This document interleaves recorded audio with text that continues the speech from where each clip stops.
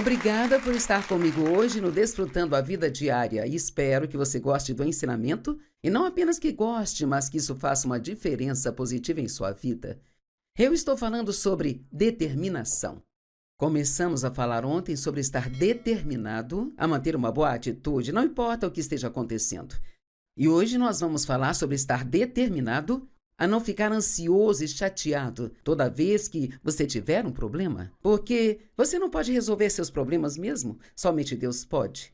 Então, acredite ou não, está tudo bem se você entregar seu problema a Deus e depois seguir em frente e desfrutar sua vida enquanto Ele o resolve. Acho que vou dizer isso de novo. Porque nós meio que automaticamente pensamos que se temos um problema, temos que ser infelizes o tempo todo, enquanto temos o problema. Ou se você tem um filho que não está indo bem na escola, o que quer que seja, você não precisa ser infeliz se você realmente acredita que Deus está trabalhando nisso e que Ele vai resolver. Então, por que não ir em frente e ser feliz? Porque a alegria do Senhor é a sua força. E nós estamos no ramo de deixar o diabo bravo. Ele não gosta se você está feliz. Então, quanto mais feliz você for, mais bravo ele ficará. Há algumas escrituras que usam a palavra determinação, e quando digo determinação, quero repetir o que eu disse ontem. Isso não significa só vontade própria. Nós não podemos fazer nada sem Deus, sabe? Mas significa que o que quer que a palavra nos diga para fazer, ou o que quer que Deus nos peça para fazer, nós precisamos ser determinados. Se nós o faremos, porque o inimigo fará hora extra tentando garantir que não o façamos. E assim Deus quer que tenhamos paz. Jesus disse, em João 14, 27, a minha paz eu deixo a vocês, não lhes dou como o mundo a dá, mas a minha própria paz especial eu dou e deixo a vocês. Por isso não se permitam ficar chateados e perturbados, e parem de se permitir serem medrosos e intimidados. Então, Deus fez a parte dele, eu te dei a paz. Agora a sua parte é parar de se permitir ficar chateado. Quantos de vocês podem sentir a chateação chegando aqui dentro ou em qualquer outro lugar? Bem, o segredo é parar antes que isso chegue à sua boca. Veja, porque uma vez que chega nela, então você só começa a aumentar aquele seu problema, tipo blá, blá, blá, blá, blá, blá, blá, blá, blá. E aí você tem mais do que se arrepender. 1 Pedro 5, 8 e 9 diz, sejam equilibrados, temperados, o que significa disciplinados, sóbrios de espírito, sede vigilantes e cautelosos em todo o tempo. Pois esse teu inimigo, o diabo, vagueia como um leão rugindo, com fome feroz, procurando alguém para se apoderar e devorar. Portanto, resista-o, ficando firmes na fé contra o seu ataque. Enraizados, estabelecidos, imóveis e determinados, sabendo que sofrimentos idênticos são designados aos irmãos em todo o corpo de Cristo, em todo o mundo. E Paulo disse em Filipenses 3, meu propósito determinado é conhecer a Ele e o poder de sua ressurreição, que me tira desse corpo, me tira de entre os problemas enquanto ainda estou no corpo. Você pode ser elevado acima de seus problemas para um lugar onde Deus está, mesmo tendo problemas. E Paulo disse, eu estou determinado a conhecer a Ele, de tal forma que serei capaz de fazer isso. Veja, parece que algumas pessoas estão sempre ansiosas e chateadas com alguma coisa. Isso pode se tornar um hábito. Você pode criar problemas com coisas que realmente não são problemas. Algumas pessoas chamam isso de tempestade no copo d'água, sabe? E é incrível para mim agora, depois de 45 anos estudando a palavra de Deus, andando com Deus, as coisas com as quais eu não fico mais chateada e que eu teria ficado muito chateada. Lá atrás, quando eu era bem mais imatura, um bebê cristão. E todos passamos por essas etapas, mas a questão é que se você foi salvo há 50 anos e ainda está nesse primeiro estágio, então existe um problema aí. Deus não fica chateado conosco se nós não alcançamos, mas Ele espera que nós estejamos sempre crescendo, sempre progredindo. Temos que ser capazes de olhar para nossas vidas e ver alguma diferença a cada ano. Há alguma área onde você esteja realmente progredindo. Devemos aprender a viver a vida mais profunda, em vez de uma vida superficial. Se você pensar em um corpo d'água, se houver uma tempestade, em cima dessa água haverá fúria e ondas, mas se você puder ir fundo, ele ficará parado como se nada acontecesse. E veja, é assim que Deus quer que sejamos, porque na verdade somos um espírito que é profundo, temos uma alma, uma outra parte e vivemos em um corpo. Então, é a nossa alma que fica chateada, a nossa mente, vontade e emoções. E um dos motivos pelo qual ficamos chateados é baseado em como pensamos sobre uma situação. Você realmente acredita que todas as coisas cooperam para o bem daqueles que amam a Deus e são chamados de acordo com seu propósito? Veja, eu realmente acredito nisso porque eu tenho experiência suficiente com Deus agora. Eu vi isso acontecer várias e várias vezes. E também aprendi a dizer: isso não vai durar para sempre. E veja, o inimigo, ele fala conosco assim, bem, eu não suporto isso. Porque achamos que vai durar para sempre. Mas sabe, você pode fazer qualquer coisa se fizer tudo um dia de cada vez. Eu quero ter certeza de que o nosso público entenda isso. O que quer que você esteja passando, se viver um dia de cada vez, Deus me dê a força que preciso para hoje. E não deixe o diabo te dizer que isso vai durar para sempre, porque pense em todas as outras coisas que achou que durariam para sempre e que Deus resolveu e você não as tem mais. Sabe, temos 4 filhos adultos e eu olho para trás para as coisas que me deixavam chateada e como eu me preocupava com cada um deles e pensava, esse garoto nunca será capaz de sair de casa e cuidar de si mesmo. Ele vai ficar morando aqui para sempre, sabe? E eles não conseguiam emprego, não podiam fazer nada. E todos acabaram muito bem. Nossos 2 meninos comandam as operações do dia a dia no ministério e nos preocupamos com todas essas coisas e ficamos chateados. E o que devemos fazer é ORAR. Quem aqui sabe soletrar? Orar. Nossa primeira resposta a cada problema deve ser orar. E quando eu digo orar, não pense nisso como, eu tenho que ir para um determinado lugar, estar numa certa postura e eu tenho que ter tempo para orar por um longo tempo. Não, precisamos aprender que podemos orar sobre qualquer coisa, a qualquer hora, em qualquer lugar. Você pode orar em voz alta ou pode orar em silêncio, depende de onde está.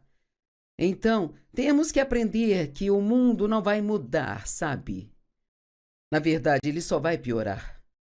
E sabe, eu realmente passei muito tempo orando para que Deus mudasse minhas circunstâncias. E ele não mudou. Finalmente descobri que ele quer que eu mude. E não as minhas circunstâncias, ou, sabe, talvez uma circunstância fosse embora, mas outra vinha logo atrás dela. Quantos de vocês tem algo acontecendo em sua vida de forma bastante singular agora? Ok, todos temos, sabe? Eu poderia contar o que me aconteceu nas últimas semanas e eu estou aqui fazendo o que eu deveria estar fazendo e quando temos problemas, não podemos nos retirar e nos isolar e parar de manter nossos compromissos e ficar em casa e sentir pena de nós mesmos. Atividade, a Bíblia diz, esteja alerta e ativo e nós devemos continuar ativamente a fazer o que Deus quer que façamos. Se você se comprometeu a fazer algo, se possível, vá em frente e faça essa coisa. Então, o mundo não vai mudar, então nós temos que mudar. Repita, preciso mudar. Tudo bem. Vamos falar da vida mais profunda. Sabe, há anos e anos e anos atrás, eu amo ler livros de pessoas que eu chamo de os santos antigos e eles passaram por um movimento de Deus chamado Movimento da Vida Mais Profunda. Eles faziam conferências sobre profundidade e, como eu gostaria que fizéssemos isso hoje, as pessoas realmente participassem. Mas, infelizmente, hoje, é muito difícil falar de sofrimento, de sacrifício. Existem coisas que precisamos e não queremos ouvir. A Bíblia diz que se queremos participar da sua glória, temos que participar do seu sofrimento. Quantos preferem que eu não faça uma série de 5 partes sobre sofrimento?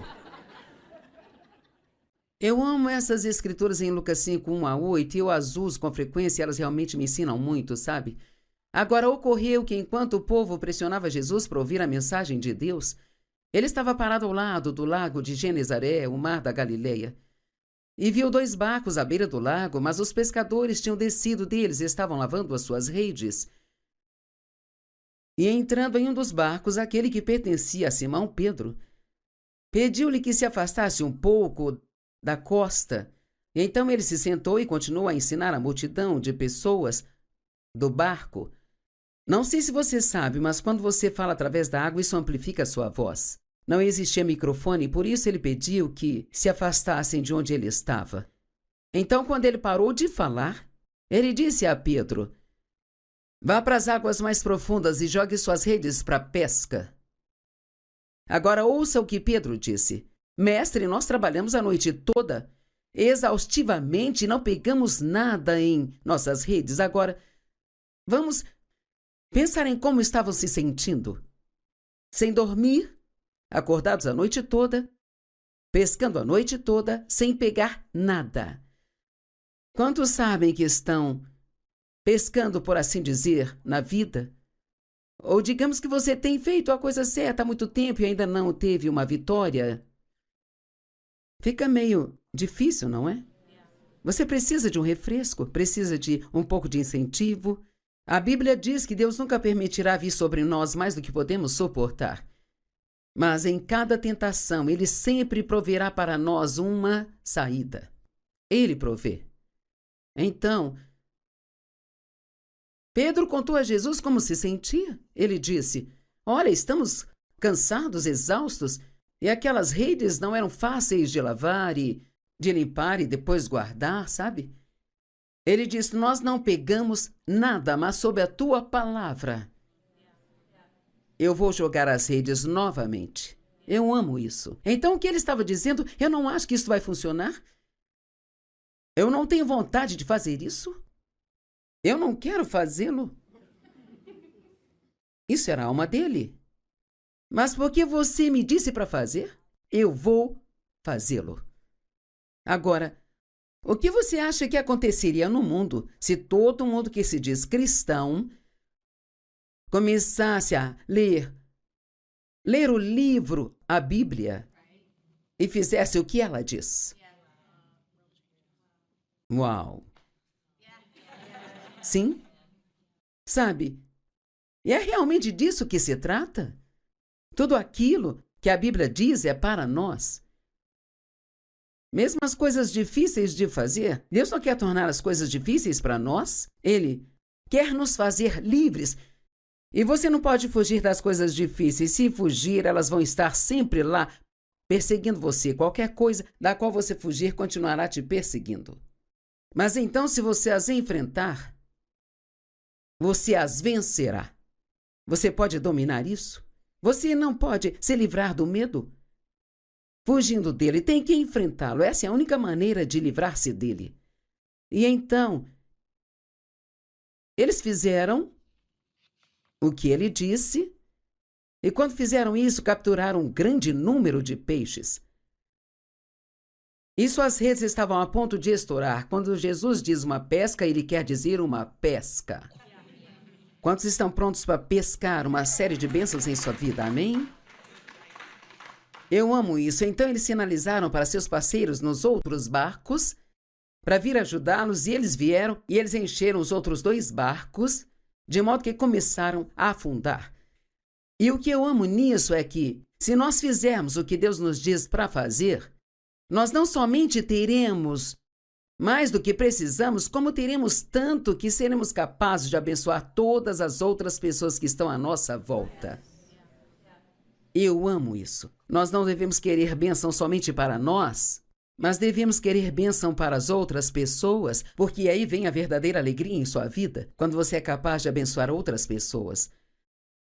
Então, quando Simão Pedro viu isso, ele caiu de joelhos diante de Jesus, dizendo: "Aparta-te de mim, pois eu sou um homem pecador." Precisamos aprender a agir de acordo com o que sabemos, não com o que sentimos ou o que pensamos. Então, da próxima vez que você ficar chateado, você ficou ansioso antes que isso chegasse à sua boca? E com certeza ficou mais chateado por falar disso horas a fio. E agora você está uma bagunça e tem uma decisão a tomar e está preso na emoção. Bem, tentar tomar essa decisão com base nessas emoções é a coisa mais errada que você pode fazer, porque suas emoções mentirão para você. Bem, o que devo fazer? Vá para algum lugar onde esteja tranquilo. Então respire fundo e tente se acalmar e veja o que está em seu coração. E sabe de uma coisa? Você descobrirá que você crê que Jesus vai te livrar disso. Se você está há muito tempo na palavra, você acredita nisso.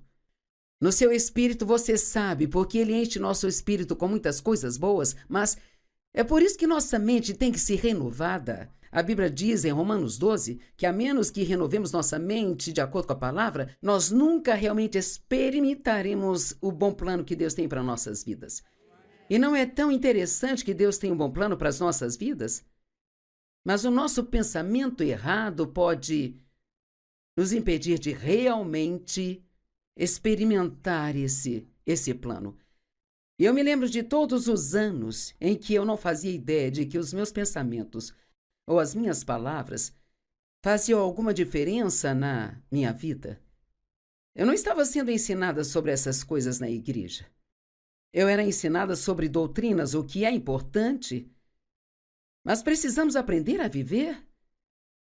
Precisamos aprender sobre a nossa alma, que é nossa mente, vontade e emoções, e como realmente mantermos essa área calma para que Deus possa realmente fazer as coisas em nossas vidas.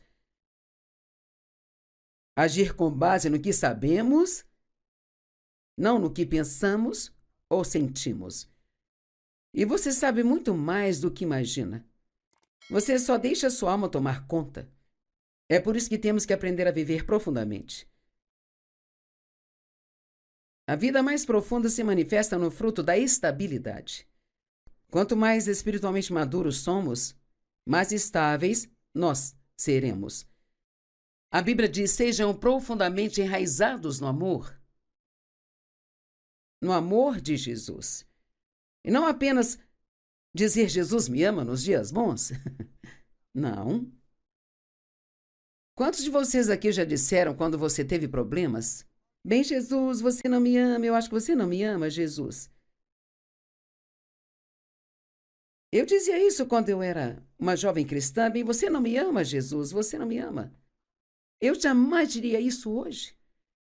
Não importa aquilo que me aconteça, sabe por quê? Porque eu sei, não apenas aqui, não é só informação, é revelação. É isso que acontece quando algo se torna revelação para você. Ninguém, nenhum demônio no inferno pode tirar isso de você. E então, ele disse, você precisa estar enraizado profundamente no amor. Então, ninguém poderá tirar isso de você. Efésios 3, 17 e 18. Que Cristo, por meio de sua fé, habite, se acomode e faça sua morada permanente em seus corações. Sabe, eu penso sobre isso às vezes, eu acho. Eu realmente quero pensar sobre isso mais. Deus vive em nós. Quero dizer, ainda que eu diga isso, eu fico... É sério? Nós somos a casa de Deus. Deus vive em nós, somos cheios do Espírito Santo.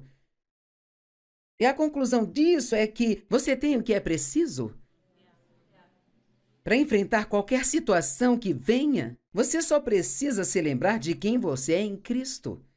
Não ouvir as mentiras do diabo. Ele é um mentiroso. E quer que acreditemos em suas mentiras para que sejamos enganados e pensar que Deus não nos ama, que não vai nos defender, sabe? E que isso nunca vai acabar e nada vai dar certo para mim. Minha vida é terrível. Que Cristo, através de sua fé, habite, acomode, faça morada em seus corações. Tem que ser através da sua fé, porque nem sempre você se sente assim. que você esteja enraizado profundamente no amor e fundamentado firmemente no amor. Veja, como você pode colocar sua fé em Deus quando você está tendo problemas se não sabe que Ele ama você? E Ele te ama com amor perfeito. E eu vou te dizer algo hoje que precisamos entender. Não importa o quanto você melhore no seu comportamento, Deus nunca vai amar você mais do que Ele ama neste exato momento. Então, por que eu deveria continuar tentando melhorar? É porque você o ama. Você não está tentando comprar o amor de Deus tendo um comportamento melhor? Ele te amou enquanto você ainda estava em pecado e mandou o seu filho para morrer por você. Ele tem um amor perfeito por nós. Não podemos comprar o seu amor com o nosso bom comportamento, mas se você tem alguma coisa em sua vida que precisa mudar, tentar, digamos, paciência, por exemplo, tentar ser paciente, não vai funcionar? Você já se esforçou para mudar e quanto mais tentou, pior ficou? Cara, passei por isso e Paulo também passou, sabe? Ele disse, aquilo que eu quero fazer eu não consigo e aquilo que eu não quero fazer eu faço. Bem, Paulo, eu me identifico com você. E assim, perto do final do capítulo 7 em Romanos, ele disse, quem me livrará desse corpo de morte? Ele diz, ponto de exclamação. Graças a Deus ele vai, ponto de exclamação. Quem vai nos livrar? Ele vai. Então a coisa a fazer é se apaixonar cada vez mais e mais por Jesus Cristo. E assim, se você vai trabalhar em algo, trabalhe em seu relacionamento com Jesus, diga-lhe 100 vezes ao dia o quanto você o ama. Porque Jesus disse, se me amardes, me obedecereis. Então acredito que o grau de nossa obediência se alinha perfeitamente com o grau de nosso amor a Deus. Quanto mais você o ama, mais você vai querer fazer tudo o que Ele quer que você faça, sabe? E mais você não vai querer desagradar a Ele. Fundamentado no amor para que você tenha poder e seja forte para aprender e junto com todos os santos, o povo de Deus, a experiência desse amor. Sabia que nós realmente devíamos experimentar o amor de Deus? E em 1 João 4 diz que nós devemos estar conscientes e cientes do amor de Deus. E esta escritura foi muito transformadora para mim, porque se você prestar atenção, vai perceber Deus te amando. Chamo isso de piscadelas de Deus. Pequenas coisas que Ele faz por você que talvez só tenha significado para você, mas você sabe que é Deus te mostrando que Ele te ama. E eu também descobri e acredito que Deus nos ama através de outras pessoas. Muitas vezes meu marido me diz, eu te amo, você está linda hoje, e eu nem recebo mais isso como se fosse dele, eu recebo como sendo de Deus. Porque Deus quer trabalhar através de nós para edificar, encorajar e incentivar outras pessoas. Você quer um ministério? Seja um encorajador. As pessoas precisam ser encorajadas. É incrível às vezes, sabe, quando eu faço um elogio. Alguém me dizem, olha, eu ganhei o meu dia. É tão incrível quando você tem o poder de melhorar o dia de alguém, fazendo um elogio, sabe? Então comece a observar o amor de Deus em sua vida. E você pode até manter um diário e simplesmente anotar todas as pequenas coisas que Deus faz por você, que realmente, honestamente, nada do que Deus faz é pequeno. Tudo o que Ele faz é grande. Então ele continua dizendo, quem poderá nos separar, Romanos 8:35, do amor de Cristo? Sofrimentos, aflições e tribulações, ou calamidade, angústia, ou perseguição, ou fome, ou miséria, ou perigo, ou espada? Em seguida ele prossegue, mas somos mais do que vencedores por meio de Cristo que nos ama. O que significa ser mais do que vencedor? Eu acho que isso significa que você já sabe que tem a vitória antes mesmo de ter o problema, sabe? Portanto, você não precisa ter medo de problemas. Me lembro de quando eu recebi os primeiros indícios de problemas e eu pensava, ah, não. Tinha medo dos problemas. Ah, não, de novo não. Mas veja, agora eu sei. Eu não gosto dele, sabe? Mas eu sei que eu vou ter a vitória. E então, portanto, eu sou mais do que vencedor. Eu nem preciso esperar para ver que eu vou vencer, sabe? E você também não precisa, porque você é mais que vencedor.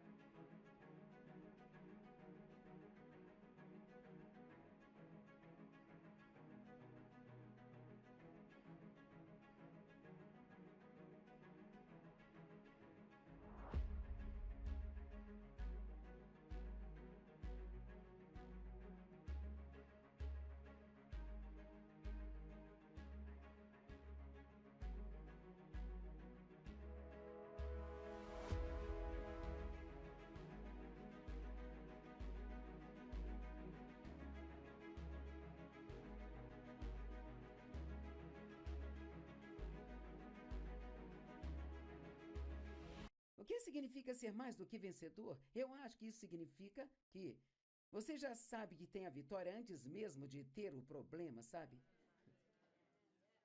Portanto, você não precisa ter medo de problemas. Me lembro de quando eu recebi os primeiros indícios de problemas e eu pensava, ah, não. Tinha medo dos problemas. Ah, não, de novo não.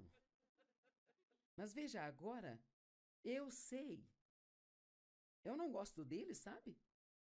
Mas eu sei que eu vou ter a vitória.